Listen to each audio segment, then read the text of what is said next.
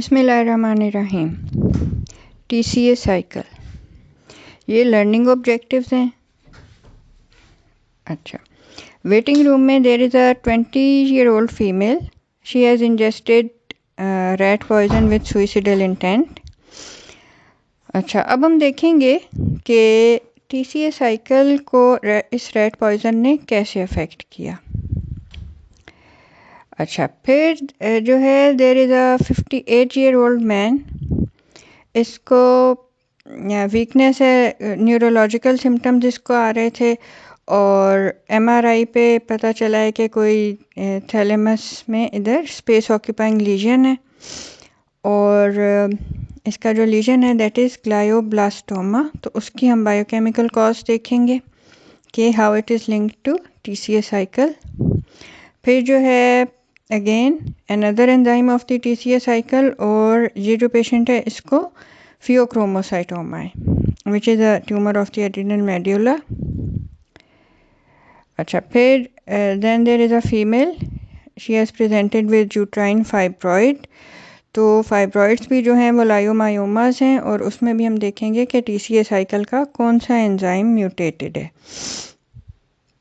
शुरू करते हैं कि जनाब ग्लूकोज जो है वो ग्लाइकोलिसिस में it is split into 3 carbon compounds.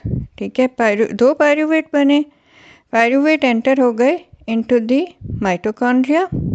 अच्छा, माइटोकॉन्ड्रियल मैट्रिक्स में pyruvates encounter PDH, pyruvate dehydrogenase complex, जो कि इसमें से एक कार्बन को रिमूव करके इसको 2 कार्बन बना देता है एसिटाइल को ए, साथ में पेंटोथेनिक एसिड से इस पे एसिटाइल ग्रुप इसने अटैच कर दिया था। अच्छा, फिर ये साइकिल कैसे घूमता है, सिट्रेट कैसे बना, ऑक्सैलो एसीटेट और एसिटाइल को ए की कंडेंसेशन से। ऑक्सैलो एसीटेट 4 कार्बन है, एसिटाइल को ए 2 कार्बन है, मिलके इन्होंने 6 कार्बन सिट्रेट बनाया। फिर ये आइसोमराइज हुआ इनटू आइसोसिट्रेट, आइसोसिट्रेट बना alpha ketoglutarate, alpha ketoglutarate change हुआ था सक्सिनाइल को ए में, फिर ये चेंज होता है into succinate which is oxidised to fumarate, fumarate forms malate through addition of water और malate forms oxaloacetate. So this cycle continues on and on.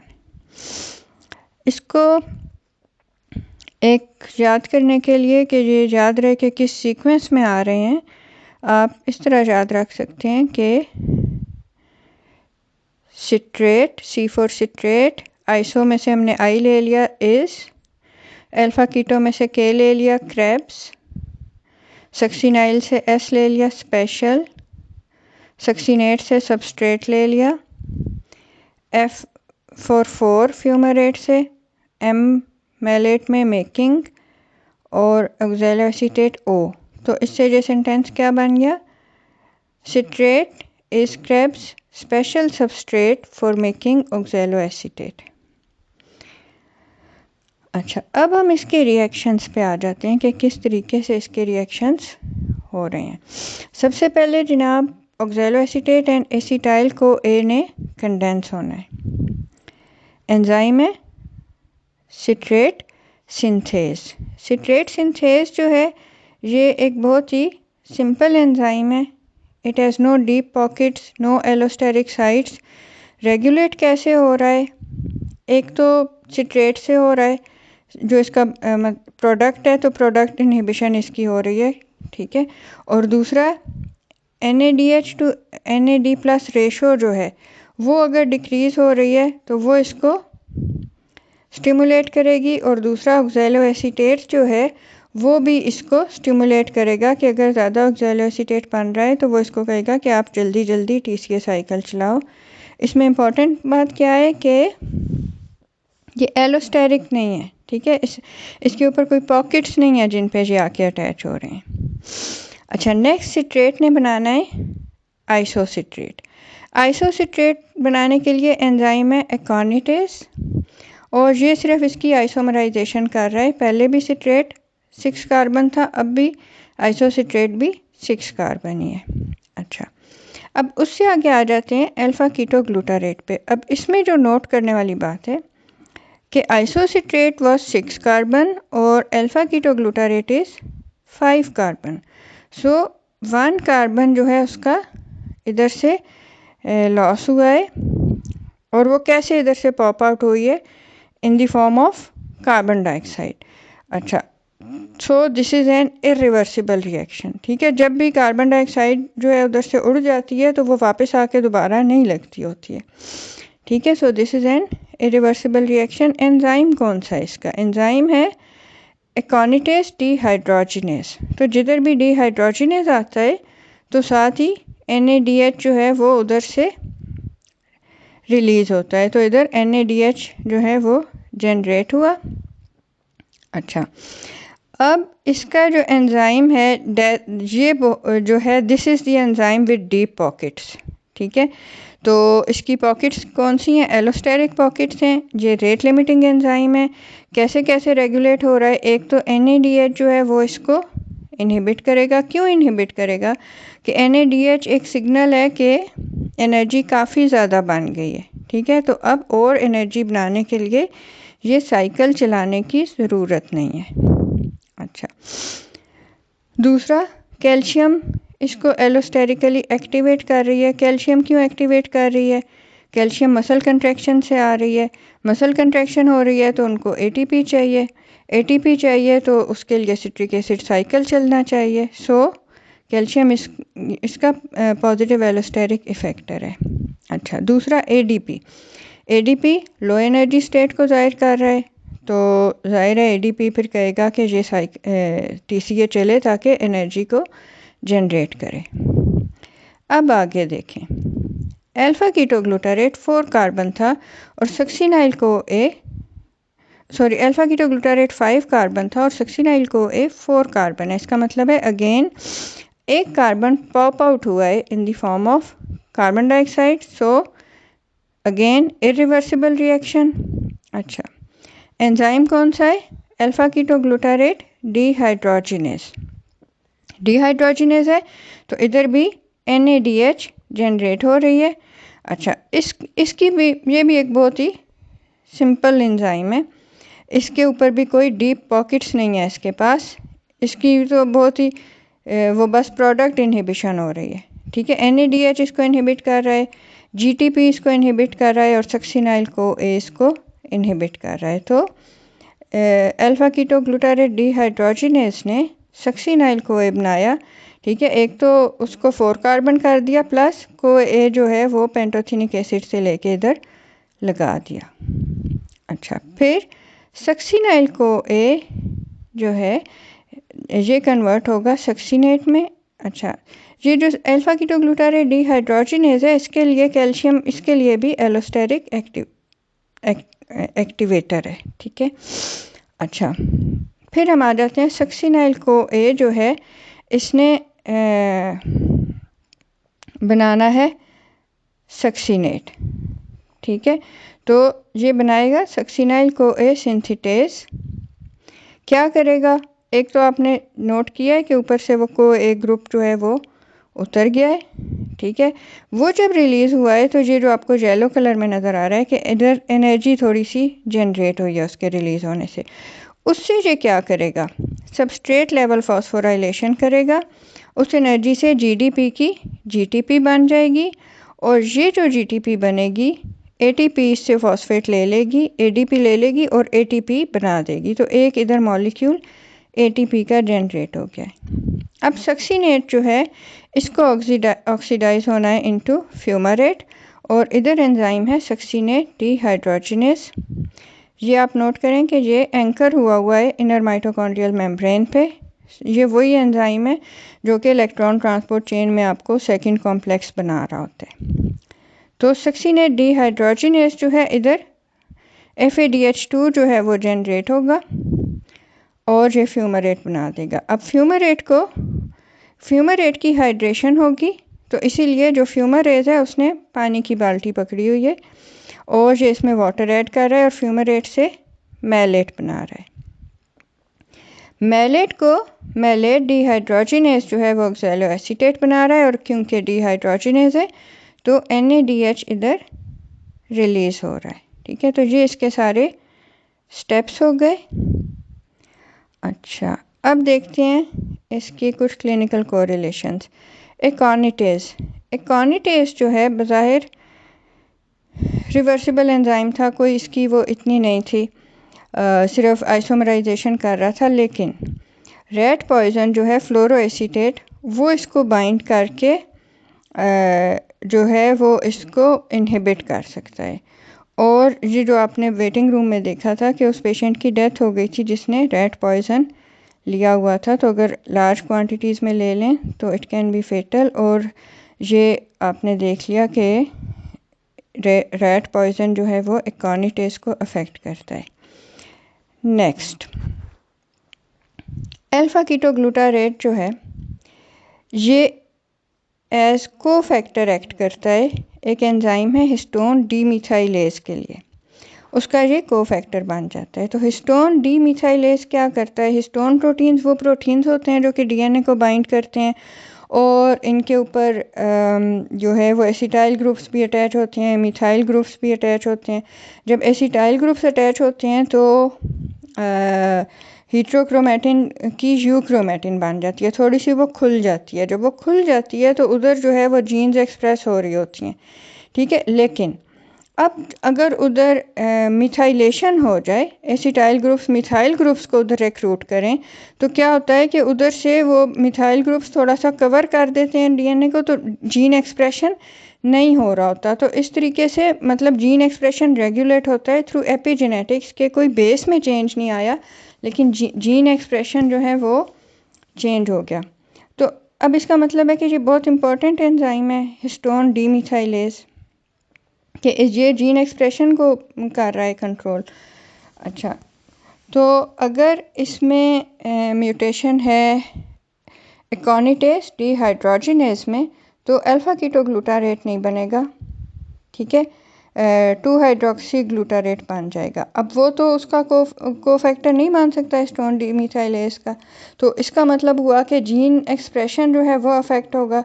अब जीन एक्सप्रेशन जब अफेक्ट होगा तो हो सकता है कि सेल प्रोलिफरेशन बहुत ज़्यादा बढ़ जाए। ठीक है, कोई हो सकता है कि मतलब अनकंट्रोल्ड ग्रोथ हो जाए। ठीक है, इस किस्म की चीज़ें हो सकती हैं। और उसी वजह से अगर ये जो है इसमें म्यूटेशन है, एकानिटेज डिहाइड्रोजिनेज जो है वो म्यूटेटेड है, तो क्या हो सकता है कि ग्लायोमास, ये न्यूरोनल ट्यूमर्स हैं, ये फॉर्म हो सकते हैं। और इसकी जो एग्जांपल है ये है ग्लायोब्लास्टोमा मल्टीफॉर्मी। ठीक है, तो आपने देख लिया कि अगर एकानिटेज डिहाइड्रोजिनेज म्यूटेटेड हो जाए तो ये बहुत ही मेलिग्नेंट ट्यूमर है, इसका बहुत ज़्यादा मेटास्टैटिक पोटेंशियल होता है। ठीक है, अच्छा आगे देखते हैं सक्सीनेट डिहाइड्रोजिनेज। अगर इसमें म्यूटेशन हो जाए, ठीक है, तो न्यूरोब्लास्टोमास फॉर्म होते हैं, जिसकी एक एग्जांपल है फियोक्रोमोसाइटोमा, जो कि एड्रिनल मेडुला का ट्यूमर है और बिनाइन है, लेकिन काफ़ी प्रॉब्लम कॉज करता है, बहुत ज़्यादा एपिनेफ्रीन को सिक्रीट करता है। ठीक है, अच्छा फिर फ्यूमरेज, अगर फ्यूमरेज म्यूटेटेड हो जाए तो क्या होगा, लायोमायोमास जो कि स्मूथ मसल के ट्यूमर्स हैं वो बनेंगे, और सबसे कॉमन इसमें यूट्राइन फाइब्रॉइड्स हैं। ठीक है, अच्छा तो ये इसके क्लिनिकल कोरिलेशंस हो गए। फिर आप अब ये देख लें कि इसमें कौन कौन से स्टेप्स जो हैं वो रिवर्सिबल हैं और कौन से इरिवर्सिबल हैं, दैट इज़ वेरी इंपॉर्टेंट। ठीक है, एक तो सिट्रेट जब फॉर्म हो रहा है दैट इज़ इरिवर्सिबल, उसके अलावा ये जो 2 स्टेप्स हैं isocitrate to alpha ketoglutarate and alpha ketoglutarate to succinyl CoA, बस यही 3 ही इसके रिवर्सिबल स्टेप्स हैं। और इसमें क्या नोट करने की बात है कि NADH किन किन स्टेप्स पे रिलीज़ हो रही है, आइसोसिट्रेट टू अल्फा कीटोग्लूटारेट और अल्फा कीटोग्लूटारेट टू सक्सिनाइल कोए। ठीक है, अच्छा फिर जो एंड में मैलेट टू ऑक्सैलो एसीटेट, ये 3 जगह पे NADH रिलीज़ हो रही है। FADH2 किस स्टेप पे रिलीज़ हो रही है, सक्सीनेट डिहाइड्रोजिनेज। फिर जो है कार्बन डाइऑक्साइड जो 2 स्टेप्स हैं वो कौन से हैं जिधर से रिलीज़ हो रही है। अच्छा, फिर हम आ जाते हैं एनाप्लेरोटिक रिएक्शंस पे। एनाप्लेरोटिक रिएक्शंस जो हैं वो उसके टीसीए साइकिल को के जो इंटरमीडिएट्स हैं उनको आके रिप्लेनिश करते हैं। ठीक है, तो एक तो ये जिस तरह ग्लूकोनियोजेनेसिस हो रहा होता है तो उस वक़्त भी अमीनो एसिड्स इसी में एंटर होते हैं मुख्तलिफ। फॉर एग्ज़ाम्पल कोई जो है वो ऑक्सैलो एसीटेट वाले पॉइंट पे एंटर हो जाएंगे। एलानिन और सीरीन जो हैं वो पायरूवेट में कन्वर्ट होकर अंदर एंटर हो जाएंगे। आइसोल्यूसिन और वेलिन जो हैं वो उनका मेटाबॉलिज्म जो है वो सक्सिनाइल को ए पे आके तो वो उधर से एंटर हो सकते हैं। इसी तरह से जो हैं वो और चेन या ब्रांच चेन भी सक्सिनाइल को ए के स्टेप पे एंटर हो सकते हैं। और ग्लूटामेट और ग्लूटामीन जो हैं वो अल्फा कीटो ग्लूटारेट के पॉइंट में एंटर हो सकते हैं। अब ये सिर्फ एंटर ही नहीं हो सकते, इधर से बाहर भी जा सकते हैं। फॉर एग्जांपल सक्सिनाइल को ए जो है वो जाता है हीम बनाने लिवर और बोन मैरो में। अल्फा कीटो ग्लूटारेट जो है वो ब्रेन में न्यूरोट्रांसमीटर्स बनाता है ग्लूटामेट और गैबा। और जो है स्केलेटल मसल में जो ग्लूटामीन बनाता है जो कि फिर अमोनिया को ट्रांसपोर्ट करता है। अच्छा, इसमें 2 एसिटाइल कोए आएंगे। तो वैसे तो हमने देखा था कि इसमें 3 NADH बने थे ना, लेकिन क्योंकि 2 आए हैं तो टोटल के 6 NADH बनेंगे। एक NADH 2.5 ATP देता है तो 6 × 2.5 15 ATP इधर हो गए। फिर 2 FADH2 बनेंगे। एक FADH2 1.5 ATP देता है, 1.5 × 2 3 हो गए।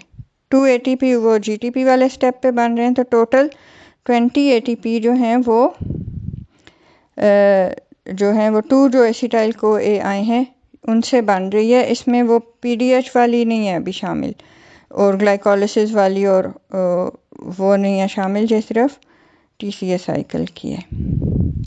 अच्छा, अब उन्हीं सिनेरियोस पे आ जाते हैं। अब ये 20 ईयर ओल्ड फीमेल, इसने सुइसिडल इंटेंट से रेड पॉइजन खाया था एंड शी डाइड। इसको क्या हुआ था?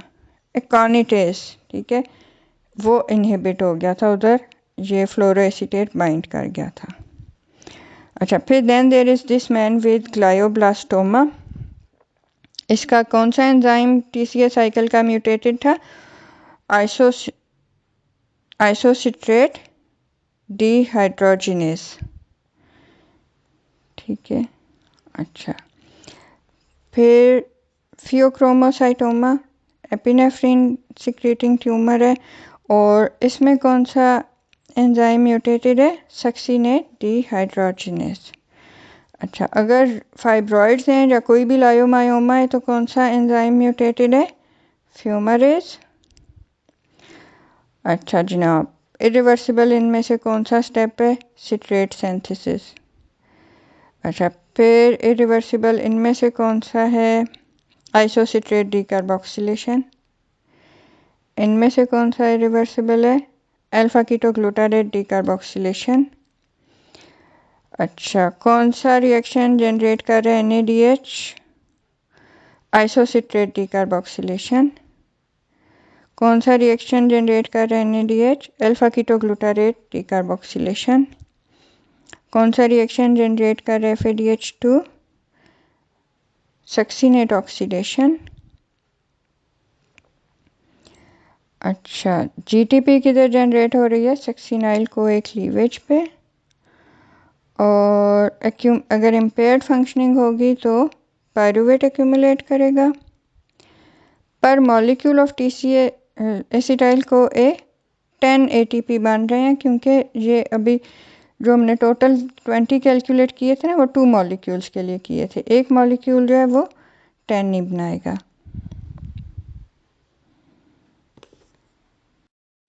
बिस्मिल्लाहिर्रहमानिर्रहीम। TCA साइकिल, ये लर्निंग ऑब्जेक्टिव्स हैं। अच्छा, वेटिंग रूम में